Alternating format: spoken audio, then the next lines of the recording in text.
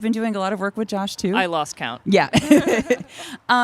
What is it about Pop and Josh's direction that keeps you coming back time after time? I mean, just getting hired, I think, is what keeps me coming back. But no, it's very nice. Josh, as a director, is wonderful at giving the actors, and I think Jake would agree, a lot of freedom. So, there's definitely ideas. There's definitely, if you've seen Pop shows before, some things that are always there. And Pop and Josh put their twist on certain shows. But there is a lot of freedom about how, at least for me, like how I would like to play the character. And that's really nice, coming in with ideas and they're not immediately shot down. And, a lot of the time the answer is just like, sure, let's try it. And if it works, it works. And if not, then we cut it. So a real collaborative process. Yes. Yeah. And then Jake, same with you. This is also your third official show. What are your thoughts on working with this company? Why you keep coming back? Oh, yes. And it's interesting because someone just asked me recently before I came here, they were like, what's Pop's deal? They were an East Coaster, so they haven't had the privilege to see one of the shows. And they were just sort of, oh, you've worked with that company a bunch. What's their deal? And number one from the top, the main goal is everyone enjoys themselves. Like, not just the audience, but the actors, the people behind the scenes, the orchestra. There's such a great balance of work and play. And also what Emily had alluded to, the creativity. Because so often in opera, we feel like we're in more of an interpretive art form than a creative art form. It's like, the piece was written so long ago, this is how it goes, step up, you do the thing, and then you go home. Right. That is not the case at Pop. Here, not only is Josh and the rest of the creative team bringing their own ideas to it, but we are encouraged to also become creatives, essentially, to write material, to come up with our own spin and our own contributions. And that's just fantastic. It's something I don't get everywhere I go. So thinking back, Jake, to when you were, a wee little performer, 2 years ago. No. Did you always know that you wanted to be an opera singer? Because you're such a wonderful, wonderful actor. And I think, unfortunately, for many years, it was kind of a novelty to have someone who was both a strong singer and a strong actor on the opera stage. And fortunately, I think we're seeing, because there's so much talent out there, I think we're seeing people who have it all, who are triple threats, so to speak. Did you always know you wanted to be on the opera stage, or was there a time when you're like, no, I'm going to go to Broadway. I'm going to be on the West End? Very interesting question. I really didn't start out with a lot of talent. I was a... What? So, for instance, I was tone deaf for much of my childhood singing. So when I started singing, it was because my older sisters had done the choir, and I thought, oh, I'll do the choir too. It's what they did. Right. But I was completely tone deaf, could not carry a tune in a bucket, but I loved it. Getting up there to be in front of people, to put on a show, I just absolutely loved it. My mom tells me I was born a ham. It was just always... Really? I know, honey baked. And so, it was always going to be something. Like, I love to put on a show. But as far as gaining the skills necessary, that took a minute. So I needed really good teachers to help me learn how to match pitch, because it is not something you're born with. It is something you can learn. And I love to tell people that, because I had to learn it, and now here I am. So I think that was a big part of the steps that I had to take to get there, to sort of bring my singing to sort of meet the interest I had in performing or in acting necessarily. And opera really caught me because it's like the Olympics of all of it. I loved to sing and loved to make music, and it really is the opportunity to do it at the highest level. And so that just totally caught me. So opera was the opportunity to do the music at the high level and also the acting. So it became an obvious decision when I picked what I wanted to do. So Emily, you are a contralto, which is a fa that I call myself a sopralto. I sort of like float back and forth between those worlds. But you are a contralto, so you, of course, have this beautiful, rich voice. In fact, you have this wonderful quote that I was reading a review, and you said that you possess a voice with a lower extension that must be heard to believed. Warm and dreamy, which I just love this. So I was wondering if you could share with us a little bit about what a contralto is, and how did you discover that your voice lived in that world?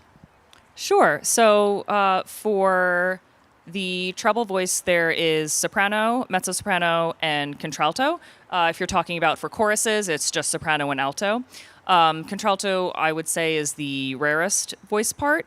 And I did a whole TikTok series on this, actually, about contraltos.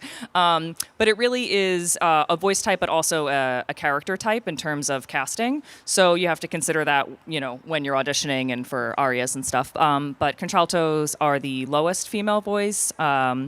I have always sung very low. It's something that I didn't realize that I wasn't like the other girls until I was a little older. I went to Tanglewood when I was in high school, and I was practicing in one of the little practice sheds. And one of my tenor friends walked by, and he didn't know who was in there, and he stormed into the practice room and said, "I thought you were a tenor." And I think that was probably the first moment that I was like, oh, I guess I have a low voice, and I didn't really think about it.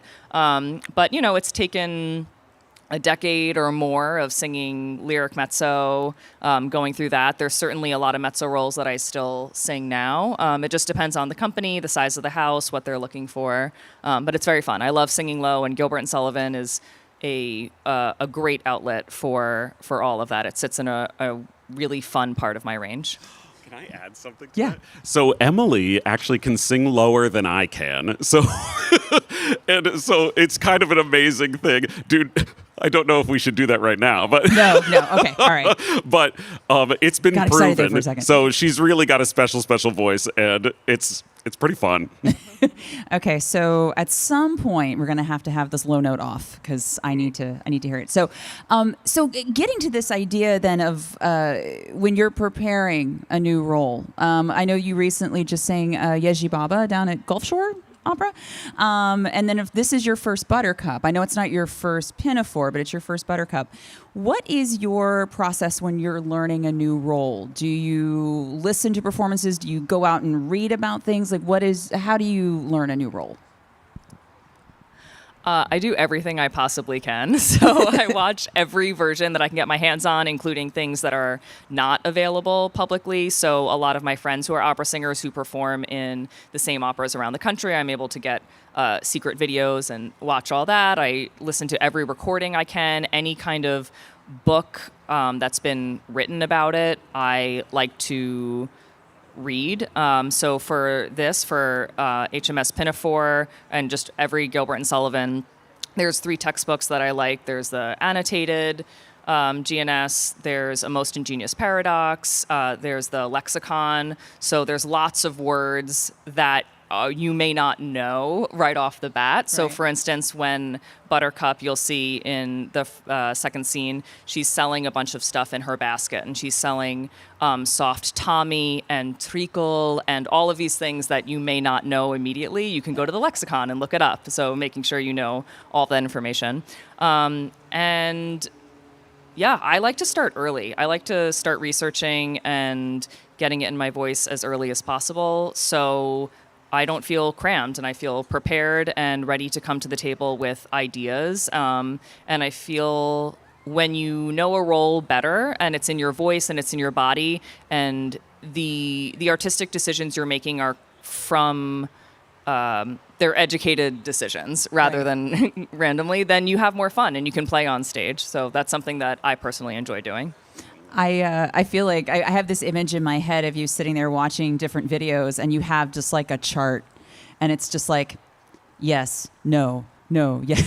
Yeah. So I yes, actually, yeah. Like a bingo card. Yeah. So I normally do a lot of Post-its. So I'll put Post-its in. So any ideas or things that I see or I'm practicing and I think, ooh, I really like that. I'll just put it in Post-its, because once I get it on its feet and I go to rehearsal and I meet the other singers that I'm working with, those things change, of course. But I like coming with a bunch of ideas. Mm-hmm. So Post-its are my friends. Yes. Okay, great.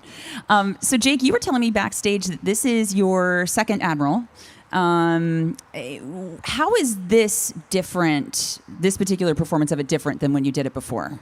Oh my gosh. Well, a pop show will always be inherently different just from the get-go than anything else.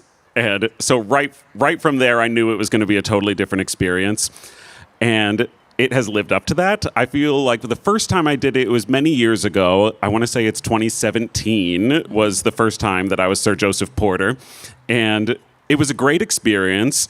Musically, actually, it was the same conductor. So our conductor this evening leading the orchestra, Joshua Horsch, was the same conductor who I worked with back in 2017 on this show. So it's a great reunion for the two of us.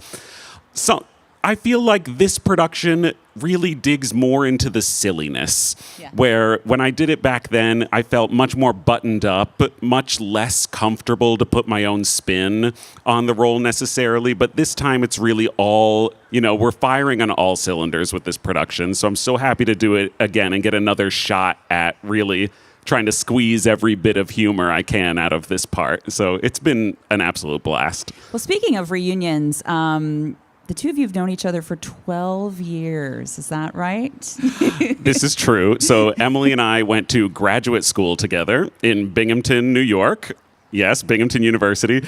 And so we have stayed in close touch for 12 years. Yes. And we get to work together. I would love to work with Emily for every show, honestly. We just really understand each other, especially in comedy. We both work very similarly. So we'll reach out to each other in preparation. You had talked about preparation. Yeah. In preparation for this production, for instance, we're reaching out to each other, sending videos, like doing bits and ideas that we have and just being like, is that funny? Like, does that work? Should it be faster, slower? And it's kind of funny because we can be a sounding board for each other because we know how each other works. We know we both have a similar sense of humor when it comes to GNS. So it has become a great opportunity to have someone that I've known for so long to be able to do a show together. So yeah, it's a good reunion. So the character relationships are very different than when you guys were Ruth and the Pirate King the last time around. In that, I felt like in that show, the two of you were more like equals, whereas in this time around, there's a deep, dark secret, but we'll get into that in a second. I won't spoil what the secret is. But Jake, asking you, like, in terms of the Pirate King and the Admiral, these are two characters that in some ways couldn't be more different. What do you find rewarding and challenging in this character versus when you were playing the Pirate King? I think something that's really wonderful about this character is his sort of foppishness, and also he almost has an obliviousness. You'll learn as you watch the show, Sir Joseph Porter here in HMS Pinafore, he is put into a position of power and he has no qualifications, but he kind of doesn't even realize it, and that's kind of part of the joy of that character is you don't really hate him, you can't help but sort of love him for that, because like, oh, that silly guy. So I think he lends himself to being much more silly, much more lighthearted, where the Pirate King, also very silly, but has this whole like other swashbuckling, machismo to him, which colored the character a little differently. So it's been very fun to go into the character of Sir Joseph Porter and see where the differences are. For instance, how are their accents different? In planning something like this where we're performing in a British accent, okay, these are two very different characters, so I can't just recycle my same go-to British accent. What are the different sort of tweaks and characteristics of this character that really set him apart from the Pirate King, and vice versa? That's been very fun to experiment with, I gotta say. So Emily, in this a similar question for you, because Ruth in Pirates of Penzance, Ruth is this character who very much, she was in a position of servitude, and then over the course of the show, she starts to gain her power and really become an equal with a lot of the men. Whereas Buttercup she's a bit more of an entrepreneur, and her character arc also gets into a position of power. But how is that different from what Ruth was doing versus what Buttercup does in this? Well, interesting too, because Buttercup's such an ingenue almost. Yeah, I would say Ruth is a little like a little more ragtag. And yeah, like she's she's been on the ship for a long time. So even though Buttercup is a bumboat woman and she's, but she sells her wares, I don't think she's generally regarded as just like scrappy as Ruth. Ruth is definitely more of a fully developed character versus Buttercup, in my opinion. So it's a challenge for me to give her more of a character arc and to add variety to it. But I would say in terms of the role itself, the range, very similar. Buttercup is a little bit of a smaller role, so it's actually been really fun to do it and then watch all of my colleagues on stage in the Act 1 and Act 2 finale and doing a lot more versus, the trio I had in Pirates was wonderful, but in this it's the Bell Trio, which is my favorite part of the opera, and I'm not in it. and I love watching it, and you'll see it. It's just a hoot and holler, and I'm usually backstage filming with my phone because it's so fun every time. And I've seen it. This is our sixth production, sixth performance doing this, and I'm still cackling backstage every time. So I know that you've got to get backstage, speaking of which, to get ready for the show, but I have a couple more questions for you really quick. So I alluded to the fact that Buttercup does have this deep, dark secret.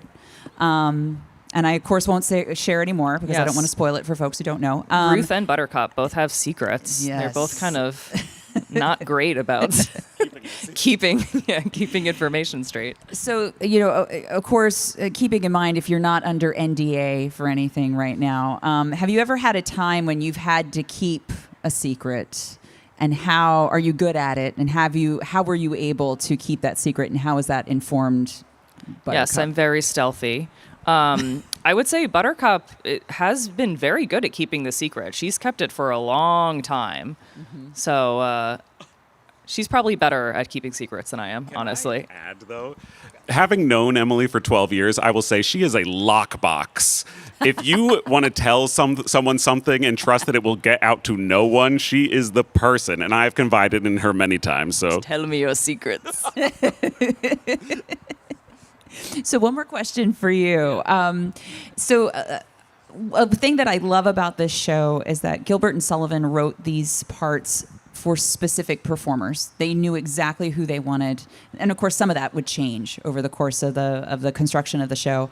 But if someone were to come to you and say, I'm writing a new opera, I'm going to write a part especially for you, and then you got to pick what that part would be, what would it be? Who would it be? So I would say in general, I love playing villains more, especially if they are upper class, older women. I don't know why I really relate to that so much. But villains are definitely way more fun to play. And I think just super low, things that show off my low range. Mm-hmm. Something with dialogue would be wonderful. And yeah, things that have a lot of ensembles I would love as well. Standing and singing an aria is fine. It's great. I'll certainly enjoy myself in a half an hour that you'll see. But I love more ensemble work for sure. So that's why for Pinafore, the duet in Act 2 that I have with Captain Cochrane is my favorite part of Pinafore. So say, that's your favorite part of the show? Yeah, I like really working with people rather than just standing and singing and having my moment. Right. Yeah. Well, Emily, I'm going to let you go so you can go back and get ready because I know you're right at the top of the show. I'm going to keep you a little bit longer though, Jake. So everybody, if you could please give a big thank you to Emily for joining us. We look forward to hearing you in just a few short minutes. Thank you. Come on over, sir. Let me squeeze in. Well, and a similar question for you. What is your favorite part of what we're about to share with our friends tonight? Something that I really love about Gilbert and Sullivan, and something that I don't get to do very often in my opera career, is not only just the dialogue itself, which is very fun. It's a whole other art form in itself. Opera singers, very often we get very good at the singing, but don't spend a lot of time on delivering dialogue and what that's like and the technique of that. So that's very fun to do because I find it fun. It almost feels like a tennis match. And hopefully you can sort of feel that rhythm when we get to do the show. But I think one of my favorite parts about doing this show are the parts actually that I don't even know about right now. They are the ad-libs. They are the moments that are sort of fed to me from the audience that I don't even know are going to happen. And that's a great part about this. We have so many things planned. We could do the show that we have planned, but if someone from the front row were to all of a sudden throw me a curveball or shout something out, then The challenge has been thrown, by the way. then the trick is there. What am I going to say back? We had someone in our opening night performance, and you will see there's a bit in the second act. I'm not going to spoil it, but it has to do with doing encores.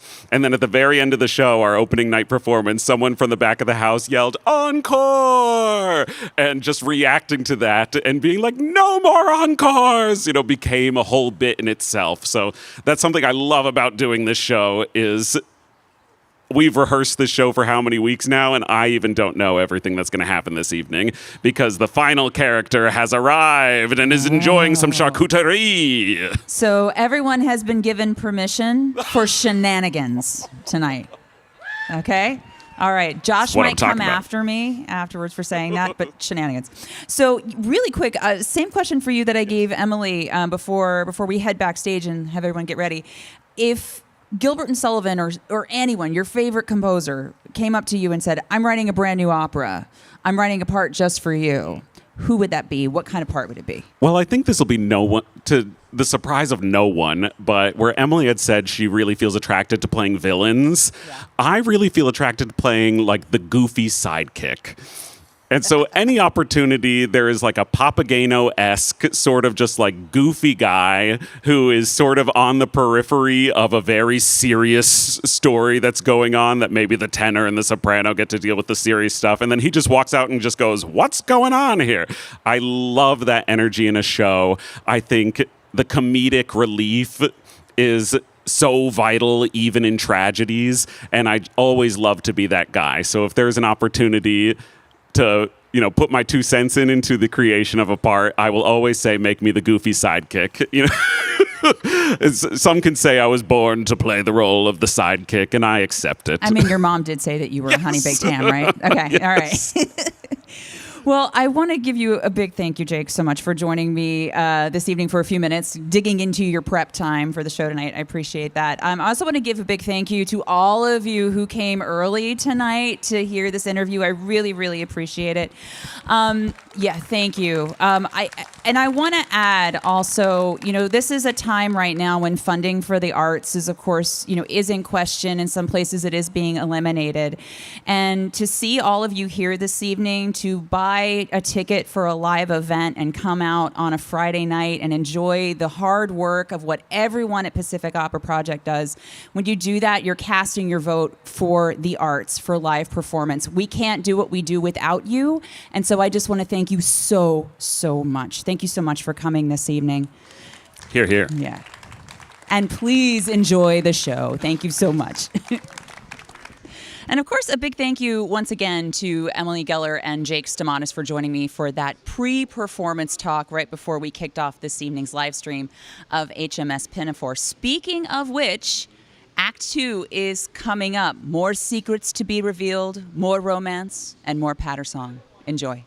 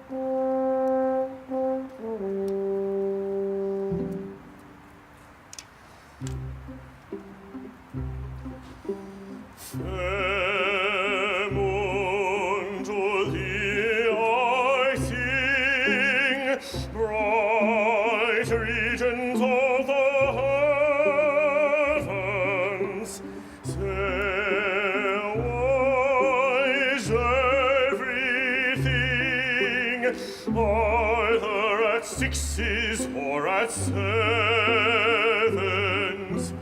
Say, why is everything either at sixes or at sevens? I have lived hitherto free from the breath of slander, being loved by all my crew. A really popular commander, but now my kindly crew rebel. My daughter to a tar is partial. Sir Joseph storms and sad to tell, he threatens a court martial. Fair moon to thee I sing, bright regent of the heavens. Say, why is everything either at sixes or at sevens? Fair moon to thee I sing, bright regent of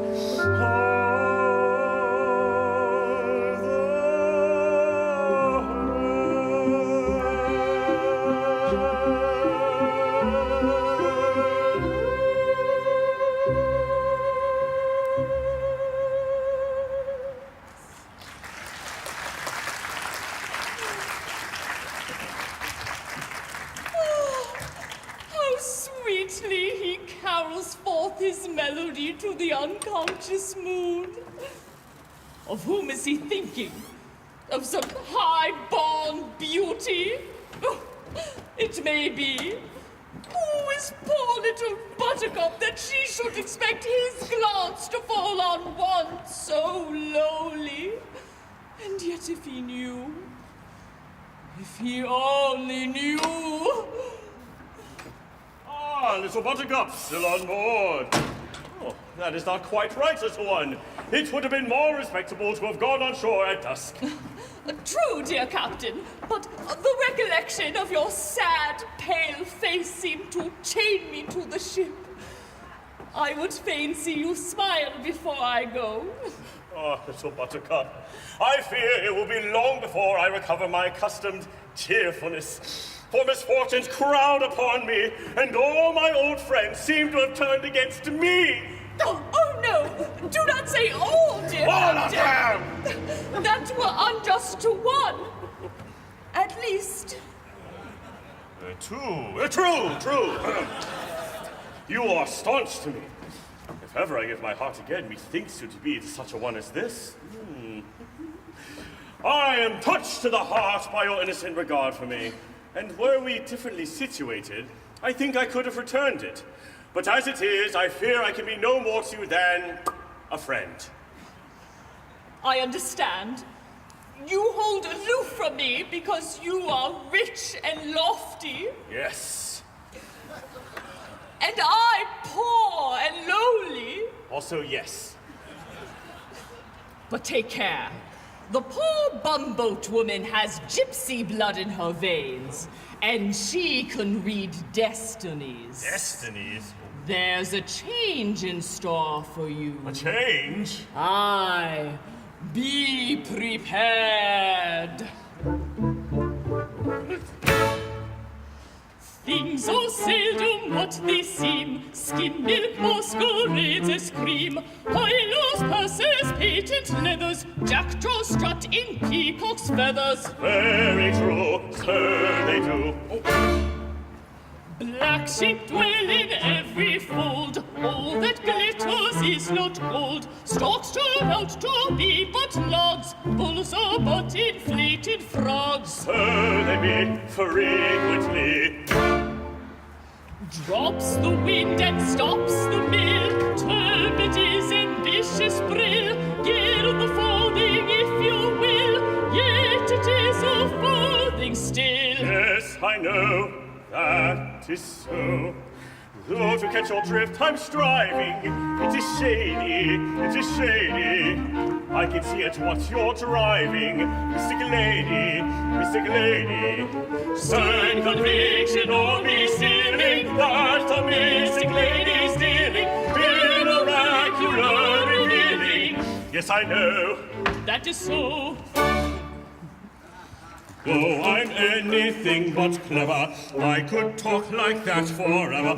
Once a cat was killed by care, only brave deserve the fair. Very true, so they do. Wink is often good as nod, spoils the child who spares the rod. Thirsty lambs run foxy dangers, dogs are found in many mangers. Frequently, I agree. Of cats the chestnut hatches, or not garments show new patches.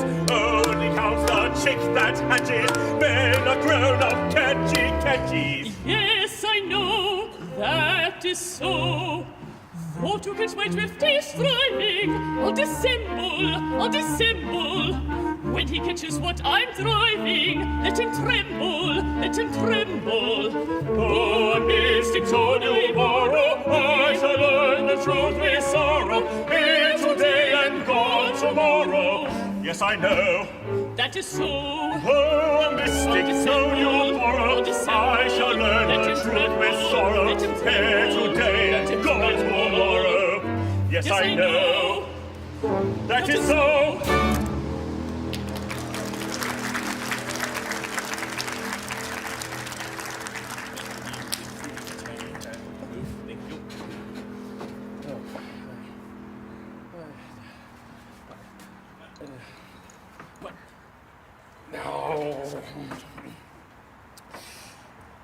Incomprehensible as her utterances are, I nevertheless feel that they are dictated by a sincere regard for me.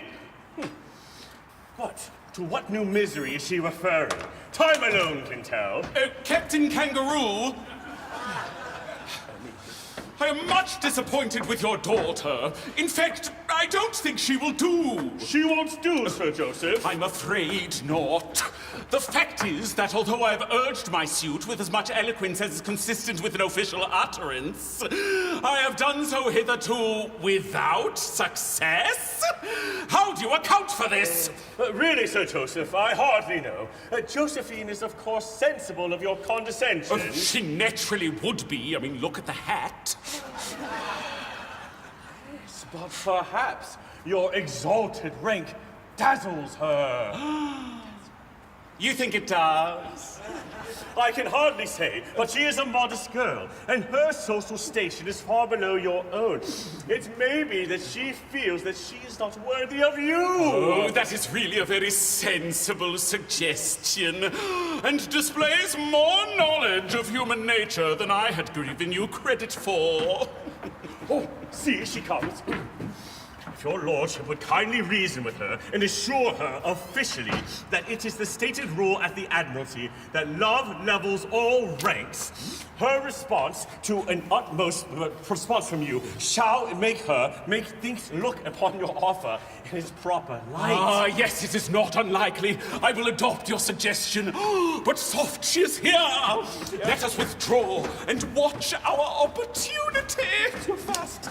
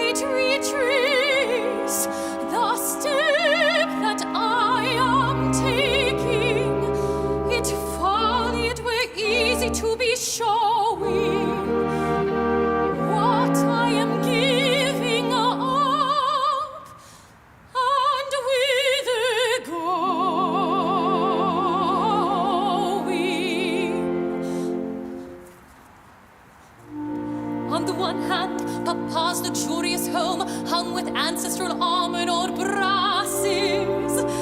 Carved oak and tapestry from distant Rome, rare blue and white Venetian finger glasses. Rich Oriental rugs, luxurious sofa pillows, and everything that isn't old from Gillows. And on the other, a dark and dingy room in some back street with stuffy children crying, where organs yell and clacking housewives fume, and clothes are hanging out till they are drying, with one crack-looking glass to see your face in, and dinner served up in a pudding basin.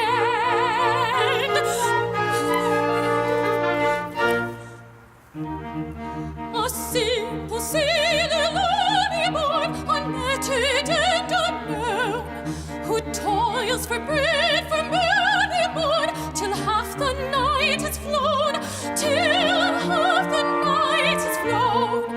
No golden ring can he impart, no wealth of a house or land, no fortune save his trusty heart, and on his brown right hand, his trusty heart and brown right hand.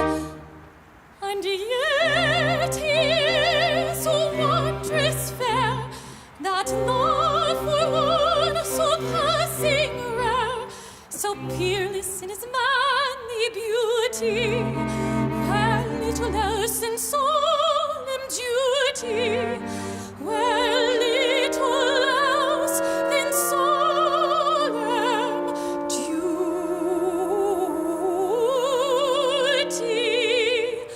O God of love and God of reason, say, which of you twain shall my poor heart obey?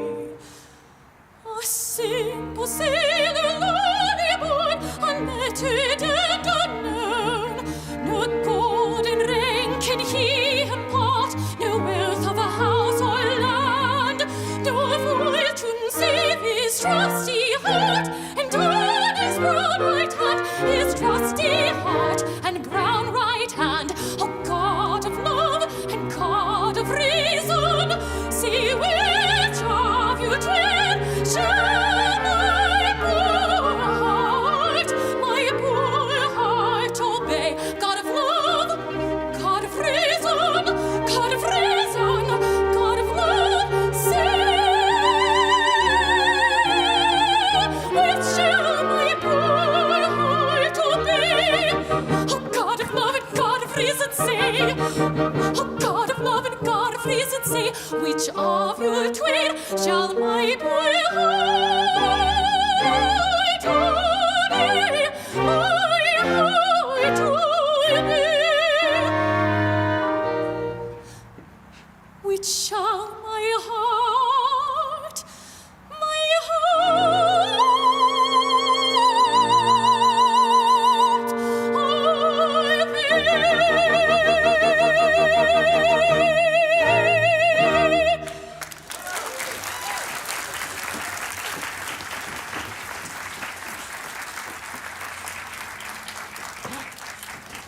Oh, there she is. This is your moment, Sir Joseph. No. No. Perhaps something sexy? No. Madam! Oh! It has been represented to me that you are appalled by my exalted rank. I desire to convey to you, officially, my assurance that if your hesitation is attributable to that circumstance, it is uncalled for. Then your lordship is of the opinion that married happiness is not inconsistent with a discrepancy in rank? Yes. I am officially of that opinion. That the high and the lowly may be truly happy together, provided that they truly love one another? Madam, I desire to convey to you my official opinion that love is a platform upon which all ranks meet. Oh, I thank you, Sir Joseph. I did hesitate, but I will hesitate no longer. He little thinks how eloquently he has pleaded his rival's cause. Song and dance?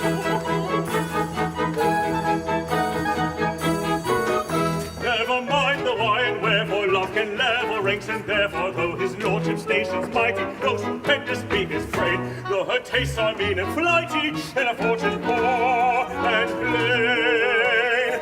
Ring the merry bells aboard ship, rend the air with warbling wild, for the Union are my lordship with the humble captain's child, for a humble captain's daughter, For a gallant captain's daughter, and a lord who rules the water. and a tar who plows the water. Let the air with joy be laden, rend with songs the air above, for the Union are the maiden with the man who owns her love.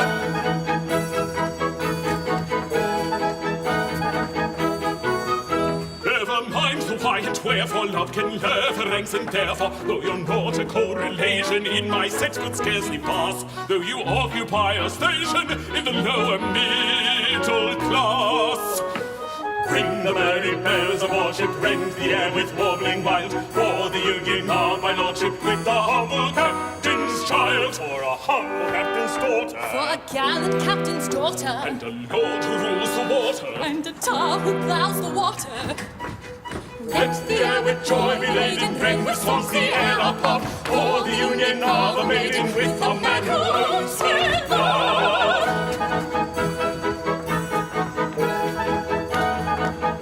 Never mind the why and wherefore, love can lever ranks, and therefore I admit your jurisdiction. Ably have you played your part.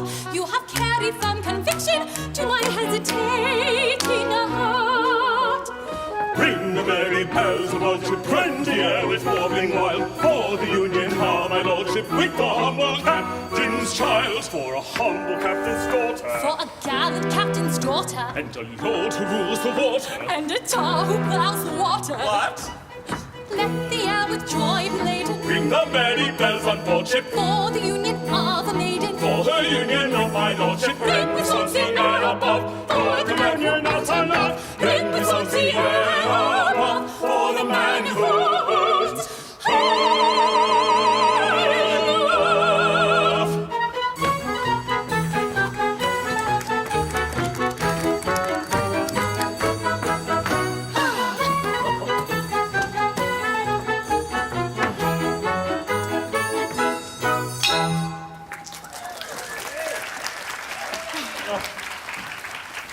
It's so lovely. Yes, now Captain Planet. Encore! All right. Never mind the why and wherefore, love can never rings, and therefore I admit your jurisdiction. Ably have you played your part. You have carried firm conviction to my hesitating heart. Ring the merry bells aboard ship, rend the air with warbling wild, for the Union are my lordship with the humble captain's child, for a humble captain's daughter, For a gallant captain's daughter, And a lord who rules the water. and a tar who plows the daughter. Let the air with joy be laden, Ring the merry bells on board ship, for the Union are the maiden. for the Union of my lordship. Ring with songs the air above, for the Union of our love. Ring with songs the air above, for the man who owns her love.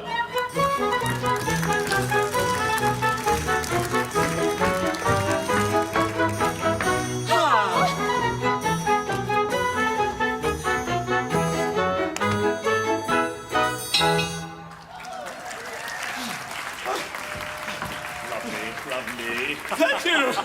All right. Excellent. Where were we? All right.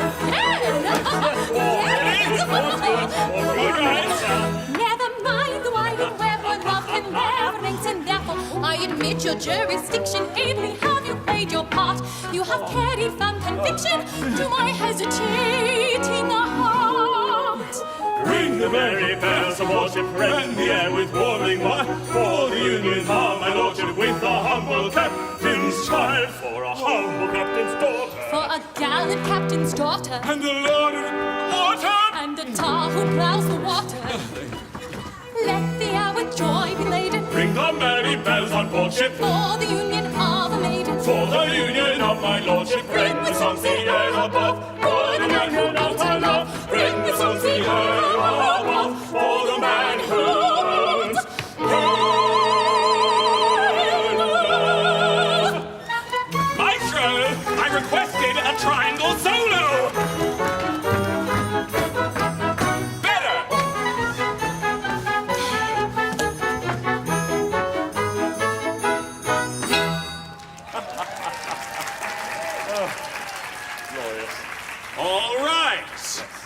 We've had our fun.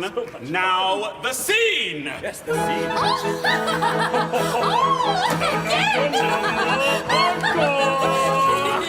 Never mind the why and wherefore love can reverence, and therefore I admit your jurisdiction ably. Have you played your part? You have carried fine conviction to my hesitating heart. Ring the merry bells of worship, ring the air with warbling wine, for the union of my lordship, with the humble captain's child, for a humble captain's daughter, For a gallant captain's daughter, And a lord who rules the water. and a tar who plows the water. Save me! Let the air with joy be laden, ring the merry bells on boardship, for the union Is that a of telephone? for the You union were asked to of my silence your lordship, ring the ears. songs the air above, for the union of my love, Ring the songs the air above, for the man who holds.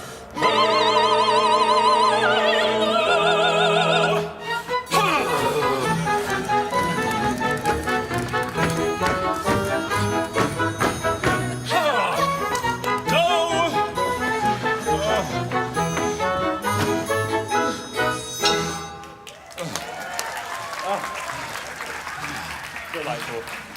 Delightful, yes. Maestro! No more encores! If what?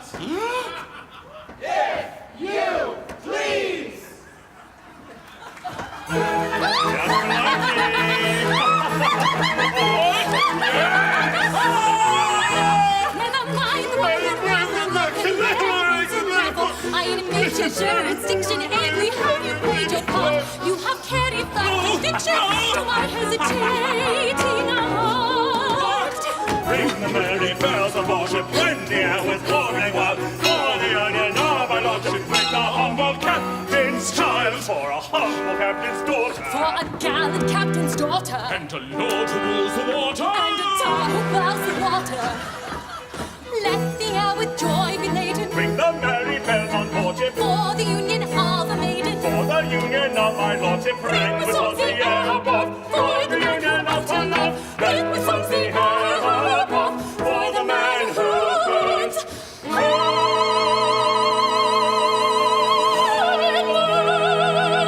Are you not entertained? Are you not entertained? What am I, some monkey here to sing and dance for your entertainment? Maestro! I think we've had enough.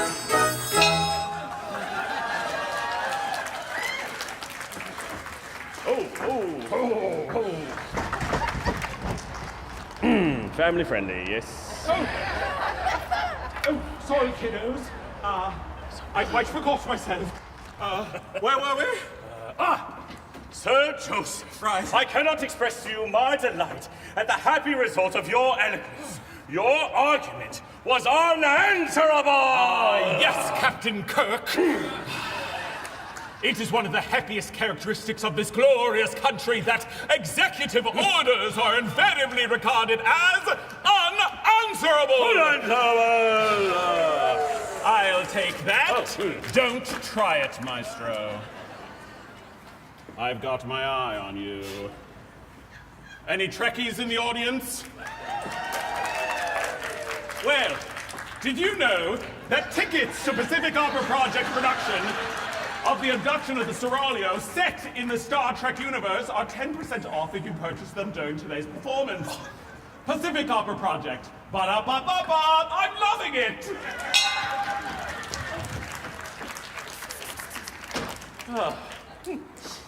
At last, all my fond hopes are to be crowned. My only daughter is to be the bride of a cabinet minister. The prospect is Elysian. Captain? Oh, Ted-Eye, you here? No, don't. Don't shrink from me, Captain. I'm unpleasant to look at, and my name's agin me, but I ain't as bad as I see.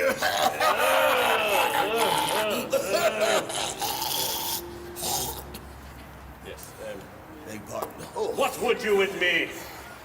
I'm come to give you warning. Indeed.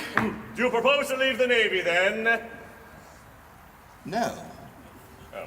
No. You misunderstand me. Listen. Kind captain, I've important information. Sing hey, the kind commander that you are, about a certain intimate relation. Sing hey, the merry maiden and the tar. Oh, merry, merry, merry, merry, merry, merry, merry, merry, merry, merry, maiden and the tar.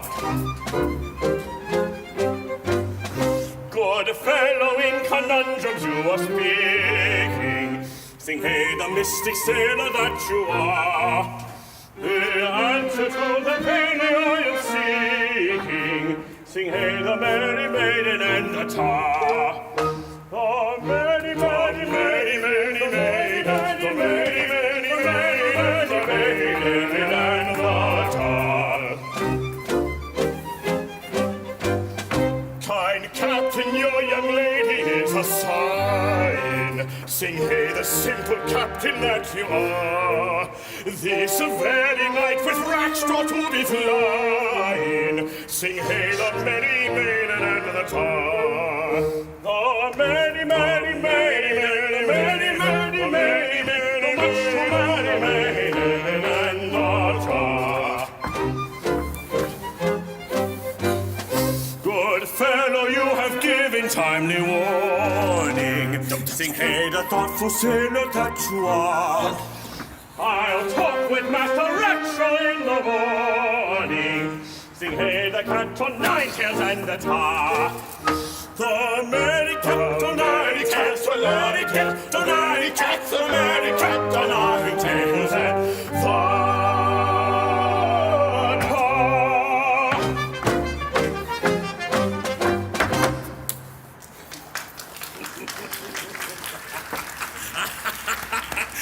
Dick Deadeye, I thank you for your warning. I will at once take means to arrest their flight. This helm will afford me ample disguise. They are foiled! Foiled! Foiled! Oh, God. Yeah. Oh, right there. I know. Yeah. Don't touch me. I want to go.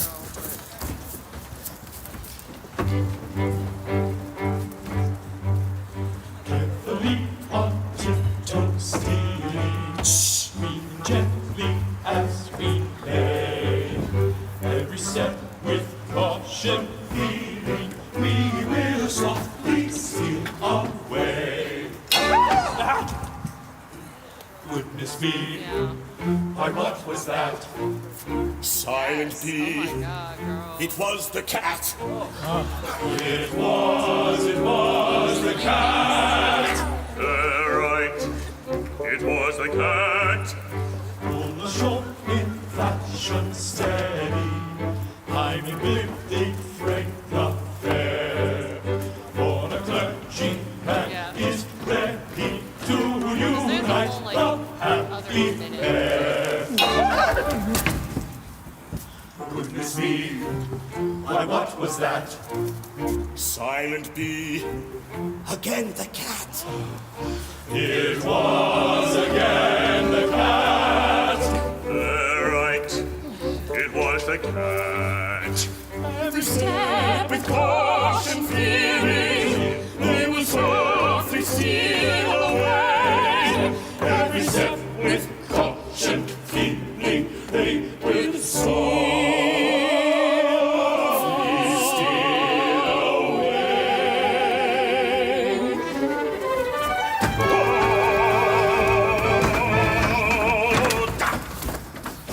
Pretty daughter of mine, I insist upon knowing where you may be going with the sons of the bride. For my excellent crew, the foes they would company are scarcely fit company, my daughter for you. Now hearken to the foes we good company, but scarcely good company for a lady like you. Proud officer that haughty lip uncurled, vain man suppress that supercilious sneer, for I have dared to love your matchless girl, a fact well known to all my messmates here. I, humble distinguished in the poet division. The part of epauletted scorn, the mark of protected derision, has dared to raise my worthy eyes above the dust to which you mold me in manhood's glorious pride to rise. Englishman, behold me.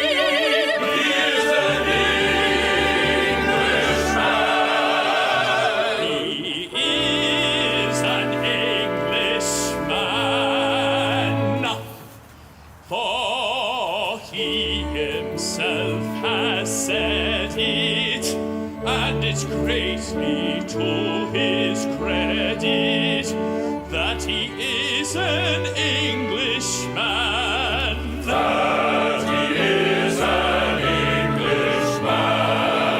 Oh, he might have been a Russian, a French, a Turk or Prussian, or perhaps Italian.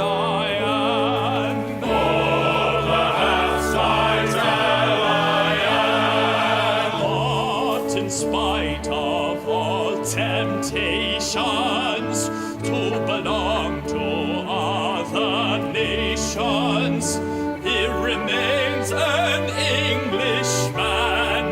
He remains an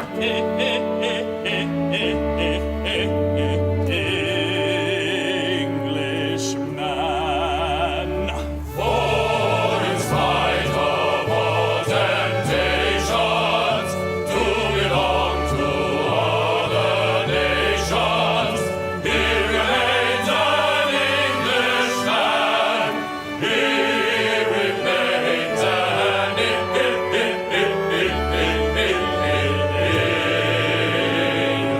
Englishman.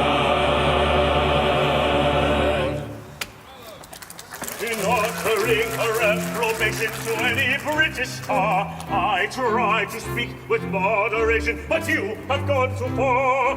I'm very sorry to disparage a humble farmer's lad, but to seek a captain's child in marriage, why, damn me, it's too bad. Yes, damn me, it's too bad. Yes, damn me, it's too bad. Did you hear him? Did you hear him? Oh, the monster over there. Just go near him. Just go near him. He's swearing. He's swearing. My pain and my distress, I find it is not easy to express. My amazement, my surprise, you may learn from the expression of my eyes. Oh!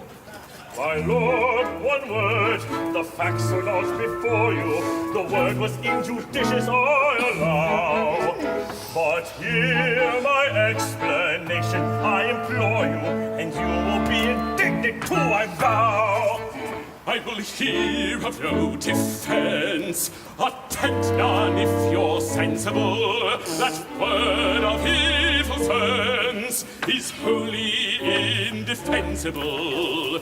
Go, rebels, get you hence to your cabin with celerity. This is the consequence of ill-advised asperity. This is the consequence of ill-advised asperity. For I'll teach you all along to refrain from language strong. For I haven't any sympathy for ill-bred tongues. No more have his sisters, nor his cousins, nor his aunts. No more have his sisters, nor his cousins, nor his aunts. His sisters, nor his cousins, to be reconciled by dozens of his aunts. For he is an Englishman, for he himself has said it, and it's greatly to his credit that he is an Englishman, that he is an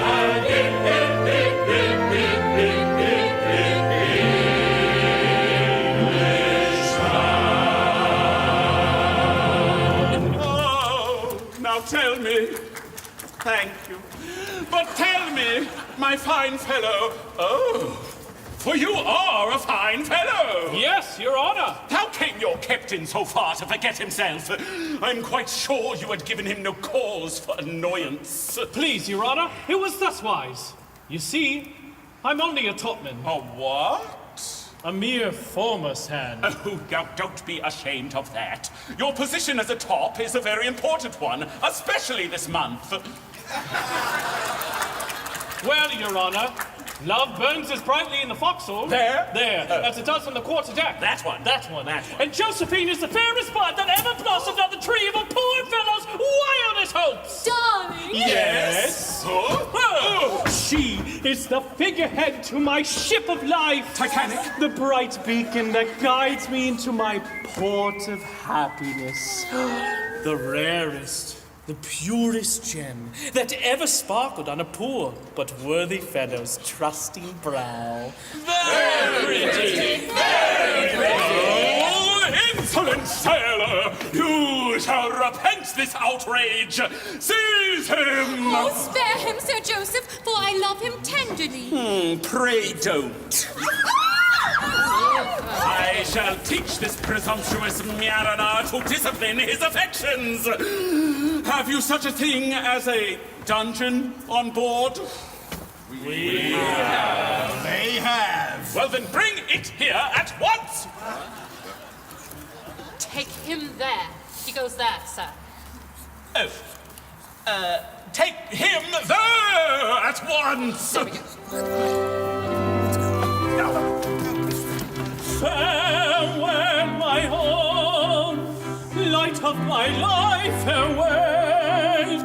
For crime unknown, I go to a dungeon cell. I will return.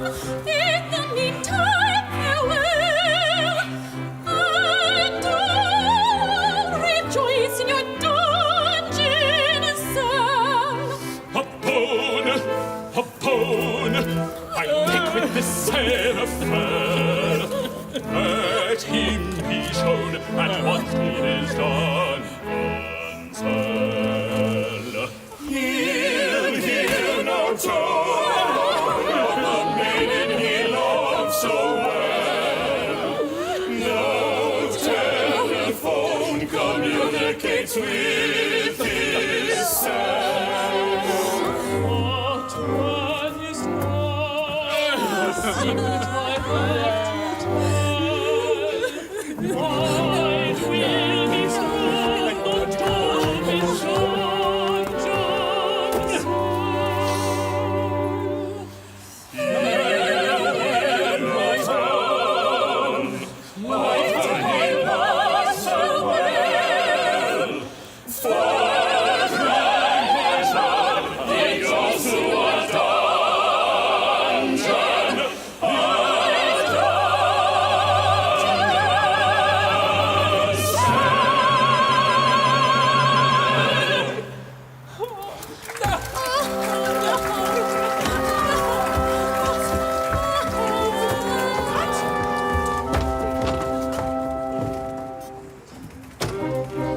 My pain and my distress, again it is not easy to express. My amazement, my surprise, again you may discover from my eyes. How terrible the aspect of his eyes!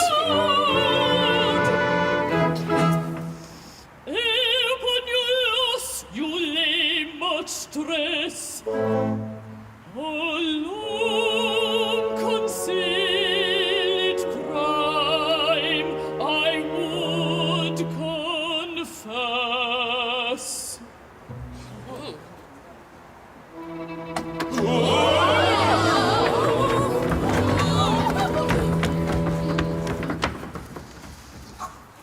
Many years ago, when I was young and charming, as some of you may know, I practiced baby farming.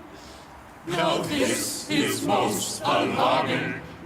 When she was young and charming, she practiced baby farming for many years.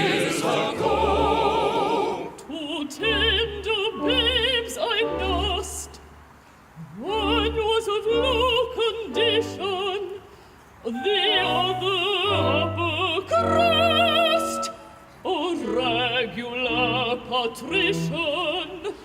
Now this is the position. One was of low condition, the other a patrician. How many years ago?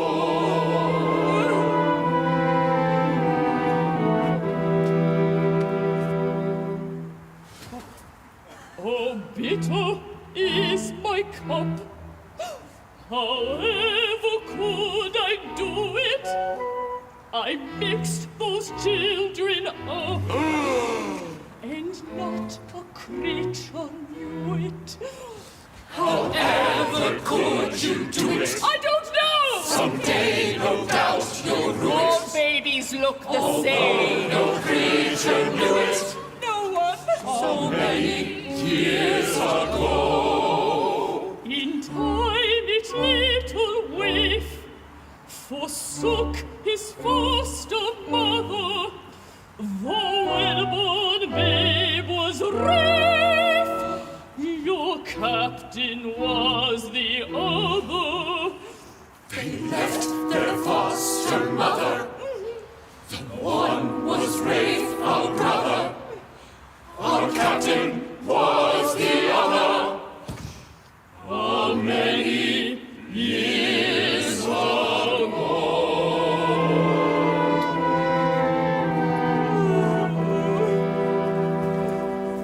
Then I am to understand that Captain Corcoran and... No, that doesn't sound right. It is. His name? Captain Corcoran. The whole The time! whole time, sir, yes. Well, why didn't anyone say so? I try... So, I am to understand that Captain Corcoran and Rafe were exchanged in childhood's happy hours? That Rafe was really the captain, and the captain was Rafe? That is the idea I intended to convey. Officially. Oh, and very well you have conveyed it, Miss Buttercup. Your Honor. Oh, dear me. Allow them to appear before me at once!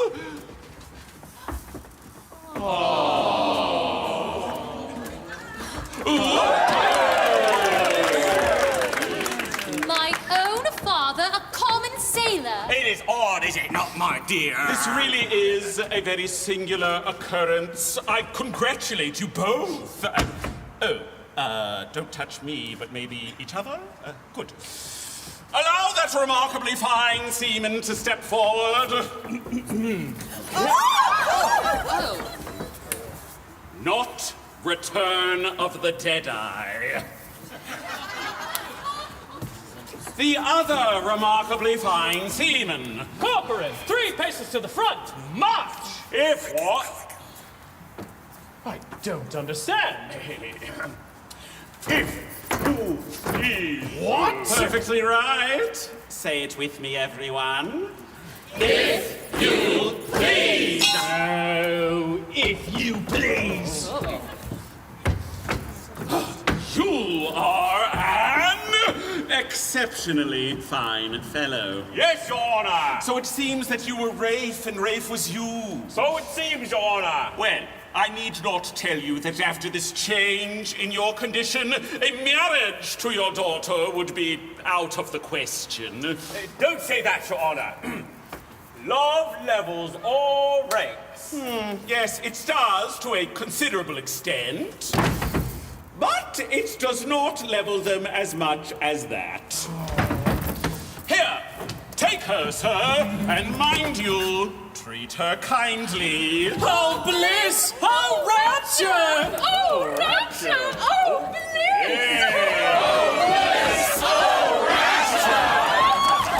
Oh, crapture! Oh, piss! Sad, my lord, and sorry. Whatever shall I do? I cannot live alone. No, Mike! How dare he? Fear nothing! While I live, I'll not desert you. I'll soothe and comfort your declining days. No, Hebe, don't do that. Yes, but indeed I'd rather. Oh, all right. Tomorrow morn our vows shall all be plighted. 3 loving pairs on the same day, united. Oh, joy of rapture unforeseen, for now the sky is all serene. The God of day, the orb of love, has hung his inside high above. The sky is all ablaze With wooing words and charming songs, He'll chase the lying birds above, and if he finds the lady go, will never forget the God is strong in praising of He's the captain of the Pinafore. my good captain too. Ain't done for before, I was captain of your war, I'm a member of the crew. And done before his fall, he was captain of us all. He's a member of the crew. HMS went to war with my humble rank in life, ain't you not learn or see? I must hold you in friend, that's why I may know. I will never be untrue to thee. But never, No, never. but never, Forever. never be untrue to thee. Give 3 cheers and 1 cheer more for the former captain of the Pinafore. Give 3 cheers and 1 cheer more for the captain of the Pinafore. For he loves little buttercup, dear little buttercup. I could never tell why, but still he loves buttercup. Poor little buttercup, sweet little buttercup, I. For he loves little buttercup, sweet little buttercup. Though I could never tell why, but still he loves buttercup, dear little buttercup, sweet little buttercup. I am the monarch of the sea, and when I weary thee, I'll be true to the devotion that my love becomes. Goodbye to your sisters and your cousins and your aunts, especially your cousins whom you reckon of thy dozens. Big goodbye to my sisters and my cousins and my aunts, Especially his cousins who he reckons on my dozens and his aunts. For he is an Englishman, for he himself has said it, and it brings me to his credit that he is an Englishman, that he is an Englishman.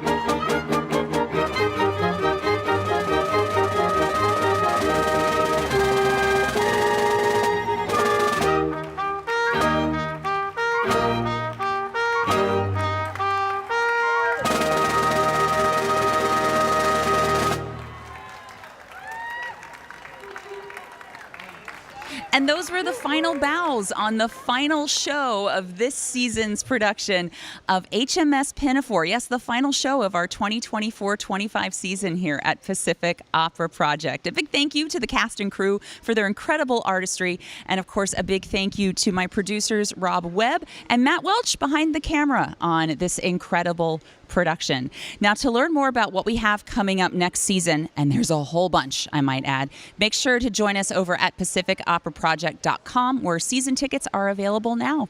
I'm Jennifer Miller-Hamill, and thank you so much for joining us on the high seas with the HMS Pinafore. Take care.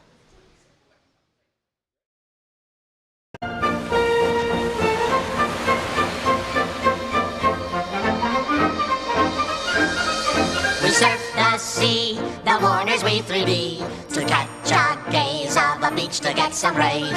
We'll never sink, our board's not what you think. It's got a tail, in fact it is a whale. Bart, any last requests? Well, there is one, but... Nah. No, go on. Well, you have such a beautiful voice. Guilty as charged. Uh-huh. Anyway, I was wondering if you could sing the entire score of the HMS Pinafore. Very well, Bart. I shall send you to heaven before I send you to hell. I'm called Little Buttercup, dear Little Buttercup, though I could never tell why. I've always dreamed of a life at sea. I'm the greatest captain of the Queen's Navy. And your record will stand as proof. Be it galleon or freighter, I'm an expert navigator. And you're also a world-class poof. What never, no never, what never, hardly ever, he's hardly ever sick at sea. Hey, maybe Mr. Belvedere could direct it. Yeah, that's a great idea, Dad. I mean, Mr. Belvedere is English, just like Gilbert and Sullivan. Yeah. And he loves kids. Boy, Mr. Belvedere, have we got a treat for you. If it's not a milk bone, I'm in very big trouble. I am the monarch of the sea, the ruler of the Queen's Navy, whose praise Great Britain loudly chants, and we are his sisters and his cousins and his aunts. Good, good. You've got the rhythm. Mr. Worf, do you know Gilbert and Sullivan? No, sir. I have not had a chance to meet all the new crew members since I have been back. They're composers, Worf. From the 19th century.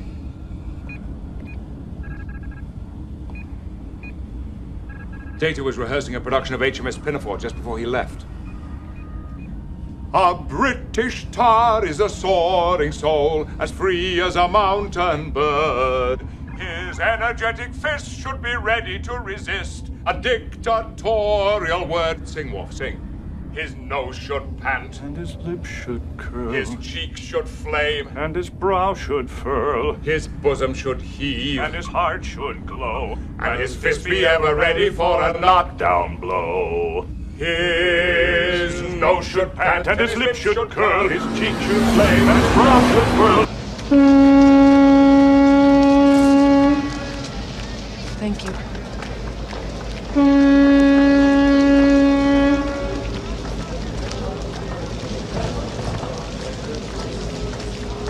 A British tar is a soaring soul, as free as a mountain bird. His energetic fist should be ready to resist a dictator. Why? I feel a sense of duty. I'm sorry. I said I feel a sense of duty. What, did you just walk out of the Pirates of Penzance? Sir? Well, he's an Englishman. He is an Englishman is from HMS Pinafore. It's from Penzance. Don't tell me about Gilbert and Sullivan. It's from Penzance, or the Isle Lanthe, one of the ones about duty. They're all about duty. Then it's from Pinafore. Miss Hayes. Is it so hard to believe in this day and age that someone would roll up their sleeves, set aside partisanship, and say, what can I do? Yes? For he himself has said it, and it's clearly to his credit that he is an Englishman. That he is an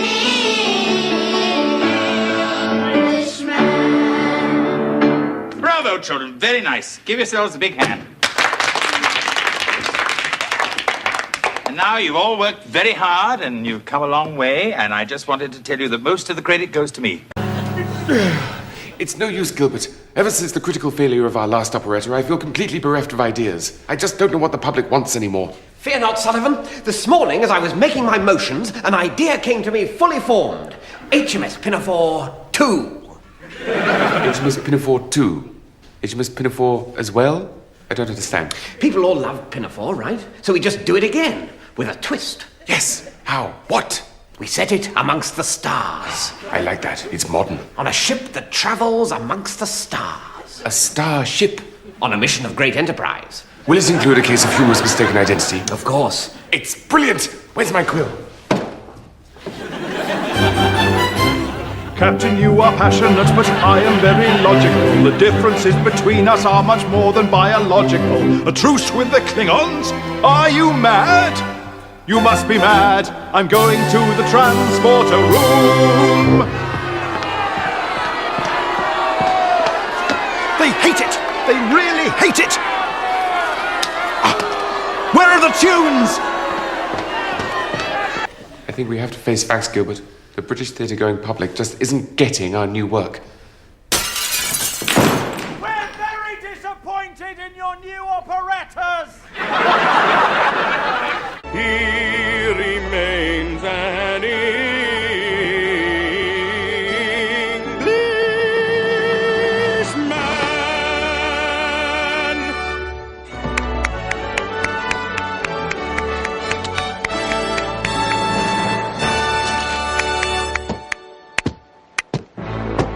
And now, the final curtain.